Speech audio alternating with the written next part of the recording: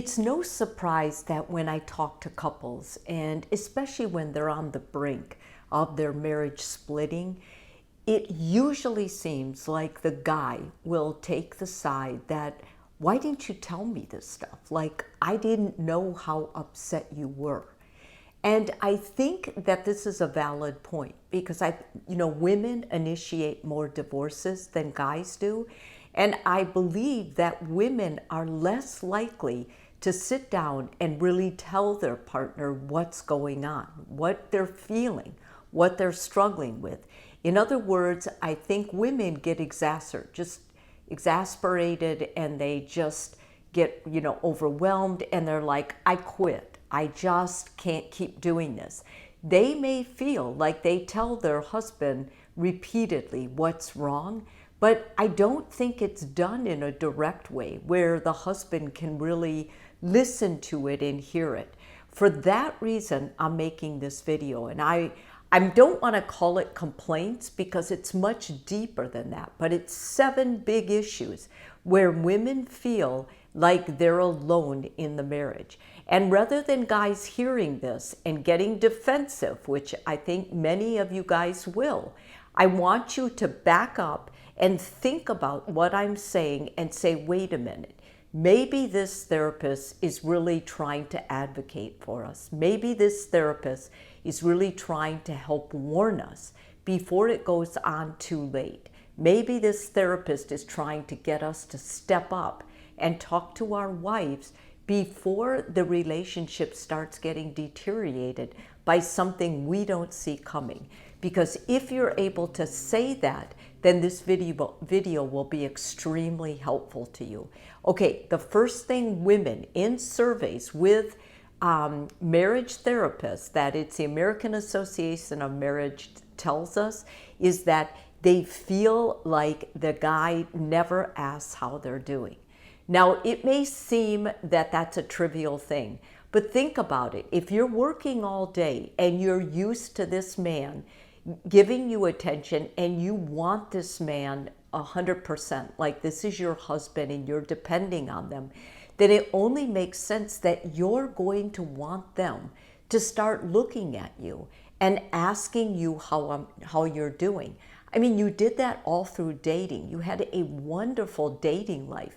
The two of you were connected, and part of that was because you communicated. Maybe you're good about asking them how they're feeling, what's going on. But if you say it in a way, what's going on, and you're looking at your phone, that isn't sincere. And you can understand why they feel alone in it.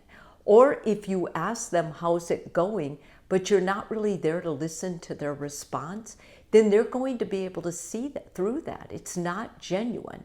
So look at your whole communication style. Can you clean areas of that up?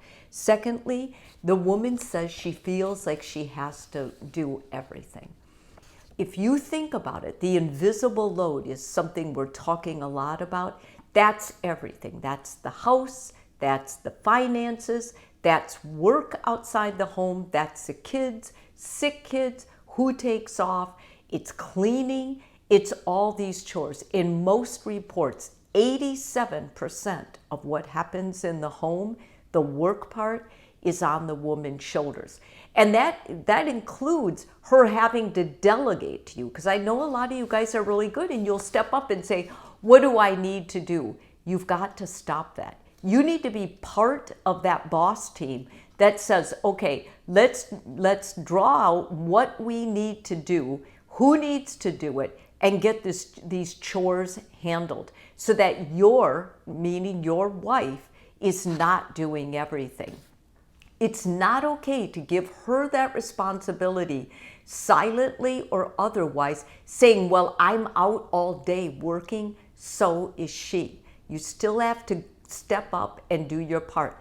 Make it so the evenings, if you're not cooking the meal, then you're helping clean up. You're taking the kids to the park before bedtime. You're getting them bathed. You're doing what you need to do to help get those kids, whatever the objective is, into bed with a story, and also with their school and everything else you need to start picking up in that area. Thirdly, If you always want to fix something, you never get to understand it. Women understand that guys like to fix things, but if they're telling you something and they want you to listen, they don't necessarily want you to fix it. It's a different form of communication. What they want you to do is listen to them. That means put your phone away, shut it off, and really listen. Be able to repeat back to them what you're hearing. A great way for conversation is when your wife is telling you, whether it's how her day went or whatever else, you say at the end of her sentence, so let me get this right. You did this, this, this, or you said this, this, this. Sometimes when things are really heard at that level, it alleviates your partner, and your partner feels so validated. They feel so connected to you. I think overall, when people say they're no longer being intimate, it's because they're no longer communicating. No one can be intimate on the spot with someone they don't understand or feel understood by or listened to. The next one, they feel like you're not emotionally present, that you're always trying to kind of, step away from being vulnerable or sharing unless it's about sex. And this makes women feel used. A lot of times there's resentment with intimacy and sex. And when guys say we don't have sex anymore, what that's telling the therapist is you've got a resentful, hurt wife. She may be acting it out angrily, but she's hurt first and foremost. And she's hurt because she feels like she can talk to you, but you can never open up and be vulnerable with her. Because somewhere in your head, you have it that that's a sign of weakness, or that's a sign of not being masculine. Nothing could be further from the truth. If you only are vulnerable when you're having sex with your partner will grow tired of having sex with you. They need to know who you are when you're not in the bedroom. And if you're always looking at your phone, most of my colleagues are telling their partners, put your phones on airplane mode. Do it all the time, because most people are still carrying their phones around. It's really hard for us to say, leave them at home or leave them someplace. Don't look at them. But honestly, that's very difficult to do. So now what we're saying, you can carry your phone, but put it on airplane mode so you're not looking at it all the time. The eyes say what your thought is, what your value is. And if your eyes are on your phone when your partner is talking to you, that's where your value is. And they see it clearly. So put it away, listen to them, and make your eyes about looking at them.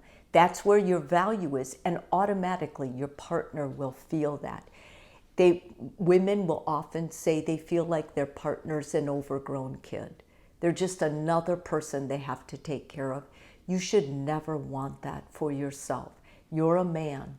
What that means is you're an equal partner to her. You need to start stepping in. You need to start taking control of the things that you can take control of.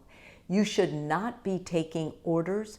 You should be part of the planning of what needs to be done, and then responsible enough to put a timer on your phone if you need it. If you need an alert, your phone should do it, not your partner. Don't make your partner your accountable person, okay? Be accountable to yourself.